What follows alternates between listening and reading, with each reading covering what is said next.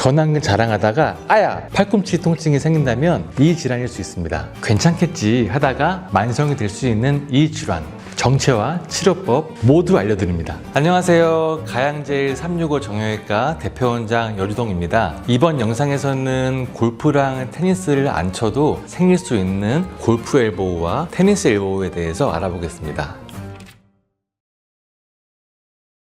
팔꿈치 통증의 가장 흔한 원인은 테니스 엘보우, 즉 외측 상가염이라고 하죠. 그리고 골프 엘보우, 내측 상가염이 있습니다. 테니스 엘보우는 팔꿈치 바깥쪽이 아프고 골프 엘보우는 팔꿈치 안쪽이 아픈 것이 차이점인데요. 간단하게 팔꿈치 안쪽을 누르면 아픈지 바깥쪽을 누르면 아픈지 확인해 보시면 어느 정도 구별이 가능합니다. 통증의 양상도 약간 다릅니다. 테니스 엘보우는 주먹을 쥐거나 물건을 들 때 그리고 문 손잡이를 돌릴 때 아픈 경우가 많고, 골프 엘보우는 손목을 아래로 굽히거나 주먹을 쥘 때 통증이 생깁니다. 이 두 질환 모두 팔과 손목을 반복적으로 사용할 때 힘줄이 과부하를 받아서 염증이 생기는 병입니다. 엘보우 외에도 팔꿈치 관절 자체의 관절염, 팔꿈치 안쪽 신경이 눌리는 주간증후군 등이 원인이 될 수 있으므로 통증 위치와 양상을 잘 확인하는 것이 중요합니다. 정말 많은 분들이 하시는 질문입니다. 사실 테니스 엘보우 환자의 95%는 테니스 선수가 아니에요. 이름만 테니스 골프 엘보우일 뿐, 실제로는 집안일을 많이 하는 주부, 컴퓨터 앞에서 일하는 직장인, 요리사, 그 다음에 목수 등등 손과 팔을 반복적으로 많이 사용하는 누구에게나 생길 수 있는 병입니다. 또 꼭 손을 쓰지 않아도 나이가 들면 힘줄이 퇴행하면서 발병할 수도 있습니다.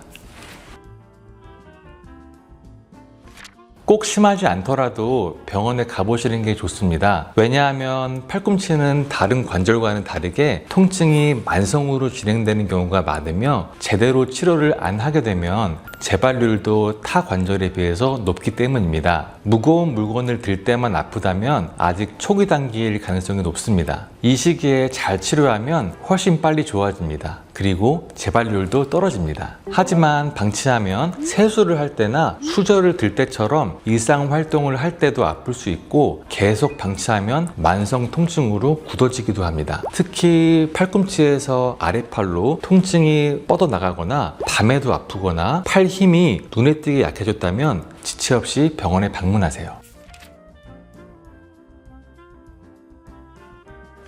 우선 통증을 유발하는 동작을 줄이는 것이 가장 중요합니다. 손목을 뒤로 젖히는 동작, 그리고 상완근과 어깨에 도움 없이 전완근만으로 무거운 물건을 드는 동작 등은 피하시는 게 좋습니다. 초기에는 4에서 6주 정도 팔꿈치 사용을 줄이고 찜질과 소염 진통제 복용으로 염증을 가라앉힌 다음 염증 완화와 조직 재생을 도와줄 수 있는 프롤로 주사 치료나 재생 주사 치료를 시행해 볼 수 있습니다. 그리고 이 시기에는 운동도 쉬시는 것이 좋습니다. 통증이 심하거나 일상생활에 지장이 있으면 체외 충격파 치료를 병행해 볼 수 있습니다. 체외 충격파 치료는 충격파로 미세한 손상을 일으켜서 염증이 생긴 조직의 회복을 유도하는 치료법입니다. 보통 주 1, 2회 시행하는데요. 많은 임상을 통해서 팔꿈치 만성 통증에 효과가 있다는 것이 입증되었습니다. 일부 환자분들 중에서는 빨리 낫고 싶다면서 스테로이드 주사를 놔달라고 하시는 분들도 계신데요. 스테로이드 주사는 단기적으로는 통증을 빠르게 줄여주지만 너무 자주 맞으면 힘줄을 약하게 만들 수 있어 주의가 필요합니다.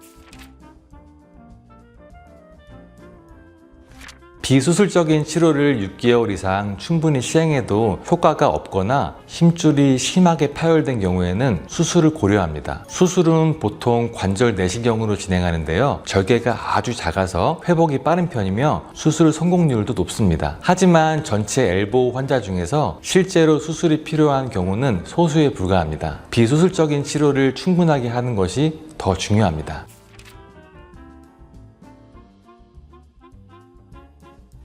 팔꿈치를 펴고 손바닥을 아래로 향한 채 반대쪽 손으로 손등을 가볍게 아래 방향으로 누르면 팔꿈치 바깥쪽이 당기는 느낌이 납니다. 이것이 테니스 엘보우의 효과적인 스트레칭인데요. 반대로 손바닥을 위로 향한 채 손목을 아래로 꺾으면 골프 엘보 스트레칭이 됩니다. 이것을 하루에 3에서 5회 한 번에 30초씩 해주시면 좋습니다. 그리고 보호대를 착용하는 것도 좋은데요. 엘보 스트랩이라고 해서 팔꿈치 아래에 약 2에서 3cm 지점을 감아주는 스트랩이 있습니다. 이것은 힘줄 부하를 분산시켜서 통증을 줄이는 데 도움이 됩니다. 단 너무 꽉 조이지 않도록 주의하세요.